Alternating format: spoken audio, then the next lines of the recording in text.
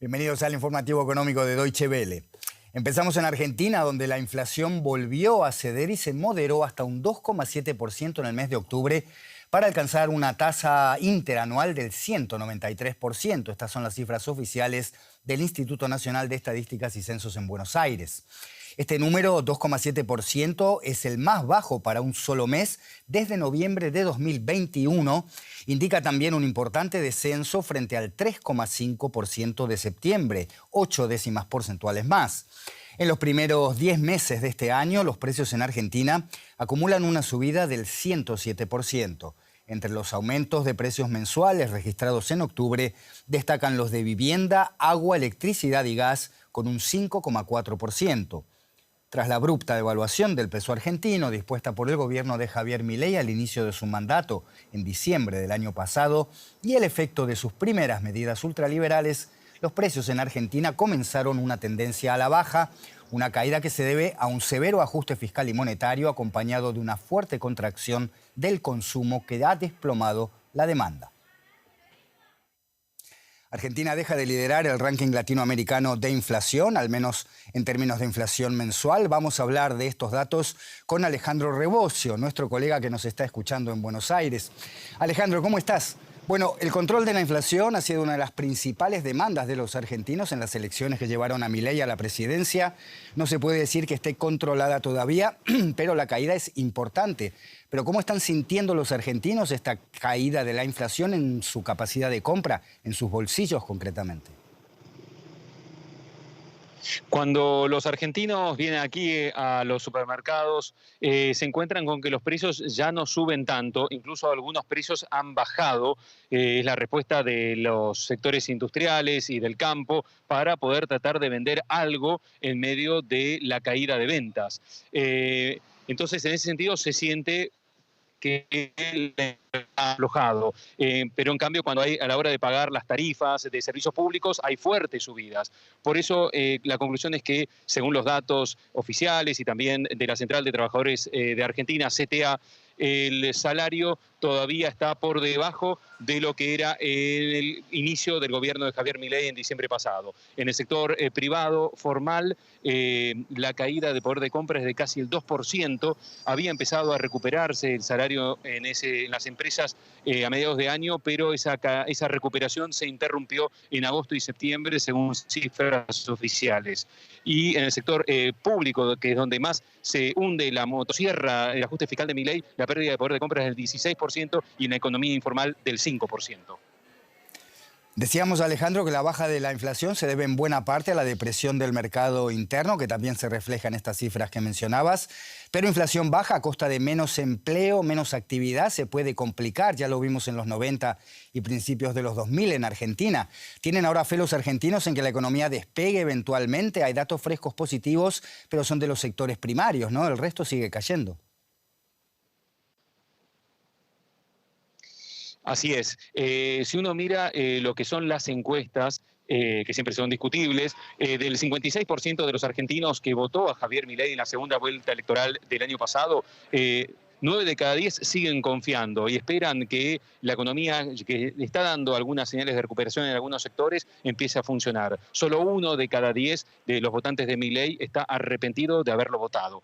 Esos que confían lo hacen porque ven que la inflación está bajando, eso permite que en cierta medida se recupere el salario, aunque no del todo, también se recupera el crédito que incentiva el consumo y también el financiamiento a empresas. En lo que es el sector privado, por un lado, hay esperanza en la energía, en la minería, con grandes incentivos a la inversión, incentivos tributarios y de otro tipo. La industria todavía sigue en caída. En lo que es el comercio, se recupera el pequeño comercio, no así los supermercados, sí la venta de coches, y la construcción todavía sigue bastante hundida.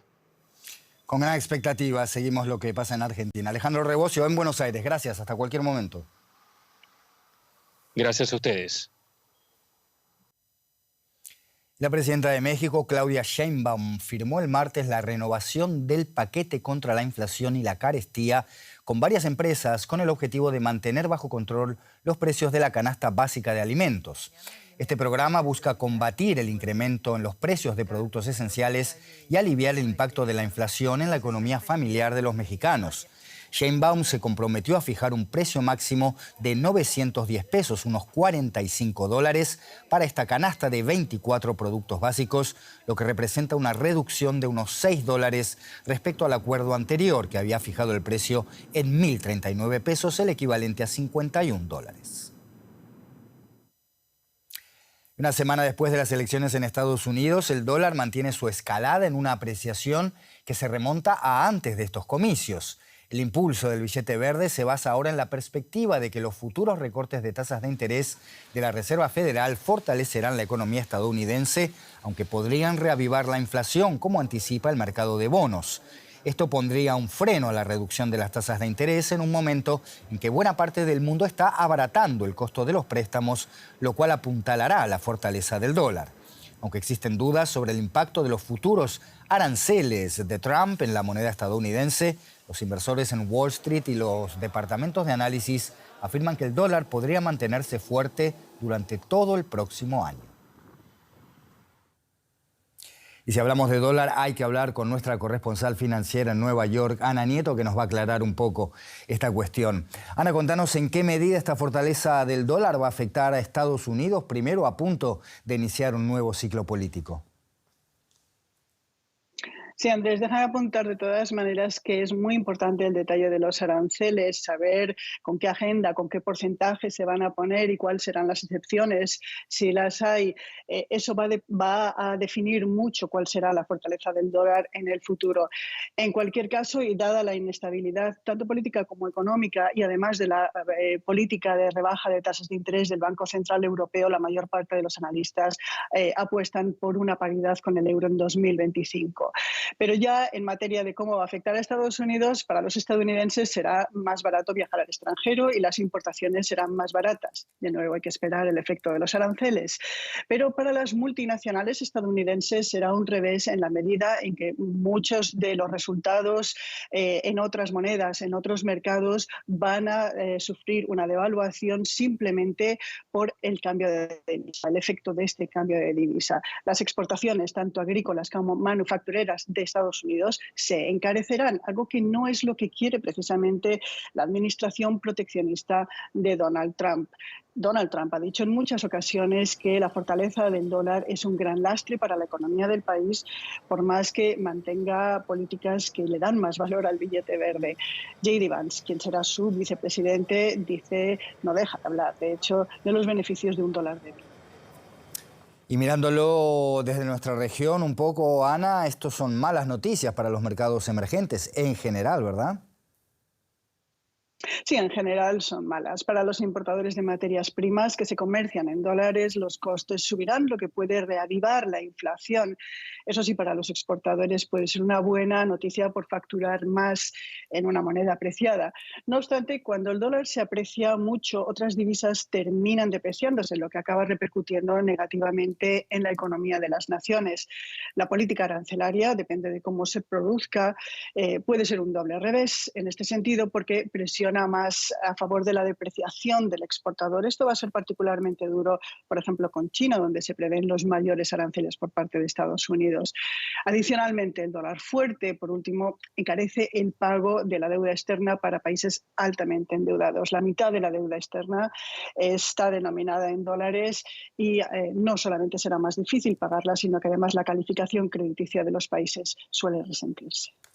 Ana Nieto, Nueva York, gracias por estas informaciones. Hasta la próxima. Gracias, Andrés. La justicia de Países Bajos anuló este martes una apelación una sentencia histórica de hace 3 años contra el gigante petrolero Shell, que había sido denunciado por organizaciones ambientales por no hacer suficientes esfuerzos para reducir sus emisiones de efecto invernadero. Esto le dio un tremendo golpe a las organizaciones ambientales que defendían esta denuncia. Amarga decepción. Los activistas lloran al ver cómo se desvanecen sus esperanzas de obligar al gigante del petróleo y el gas Shell a reducir considerablemente sus emisiones. Sin embargo, al salir de los tribunales, los ambientalistas se mostraron desafiantes. El combate contra el peligroso cambio climático es una maratón y no un sprint, y la carrera recién comenzó. En 2021, los activistas celebraron la sentencia que ordenó a Shell reducir sus emisiones netas de carbono para 2030 a un 45% con respecto a los niveles de 2019. Esta cifra aplicaba a las propias emisiones de Shell y las de sus clientes que utilizan gasolina y gas para transporte y calefacción, entre otros usos. El fallo era histórico, ya que por primera vez se obligaba legalmente a una empresa a adoptar medidas de protección climáticas tan drásticas. Shell apeló, alegando ante los tribunales un ataque injusto y que otras empresas explotarían igualmente los combustibles fósiles que ellos no extrajesen. Según la Corte de Apelaciones de La Haya, no se le puede imponer a Shell un objetivo concreto para reducir sus emisiones. El director ejecutivo de Shell, Wael Sawan, acogió con satisfacción la sentencia mediante una declaración escrita. En ella afirma que su empresa planea alcanzar la neutralidad de carbono para 2050 y que está avanzando a buen ritmo para lograr este objetivo. Los ecologistas planean recurrir ante el Tribunal Supremo para que las grandes petroleras asuman la responsabilidad de las emisiones causadas por la quema de sus productos.